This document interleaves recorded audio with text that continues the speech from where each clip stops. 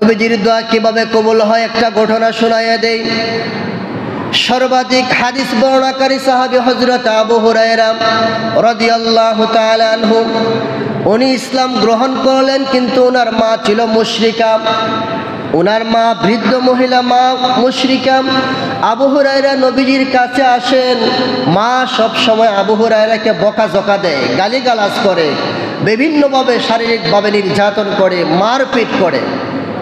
একদিন আল্লাহ নবীজির কাছে এসে বললেন, ইয়া রাসূলুল্লাহ, আমি আপনার কাছে আসি, আমার মা আপনার কাছে আসার কারণে আমাকে বেশি মারপিট করে, গালিগালাজ করে, নির্যাতন করে। ইয়া রাসূলুল্লাহ সাল্লাল্লাহু আলাইহি সাল্লাম, আমার মায়ের হেদায়েতের জন্য মেহেরবানি করে একটু দোয়া করেন।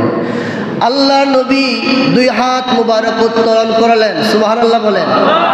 নবীজি দুই হাত মুবারক উত্তোলন করলেন, আর আবু হুরায়রা বাড়ির দিকে দৌড়াতে শুরু করলেন।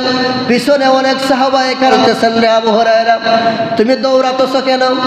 আবু হুরায়রা বলে, ও আমার সাহাবায়ে কেরাম, শুনে রাখো, আমি এর জন্য আমি আমার বাড়ির দিকে দৌড়াতেছি, এর জন্য দৌড়াই, আমি বাড়িতে আগে পৌঁছাই না, আমার রাসূলের দোয়া আগে পৌঁছে, এর জন্যই আমি দৌড়াতেছি। আমার ভাইয়েরা, আবু হুরায়রা দৌড়াতে দৌড়াতে বাড়ির মধ্যে গেলেন, দরজার মধ্যে নক করলেন। অন্যান্য দিন আবু হুরায়রা মা আবু হুরায়রাকে গালিগালাজ করতো, কর্কশ ভাষায় কথা বলতো, দরজা খুলতো না। কিন্তু আজকে দেখা যায় আবু হুরায়রা যখন ডাক দিলেন, ডাক দেওয়ার সাথে সাথে মোলায়েম কণ্ঠে বলতেছেন, রে আবু হুরায়রা, একটু অপেক্ষা করো। কিছুক্ষণ পরে আবু হুরায়রার মা দরজা খুলে দিলেন। আবু হুরায়রা দেখতে পেল ওনার মায়ের মাথার চুল থেকে টকভক করে পানি পড়তেছে।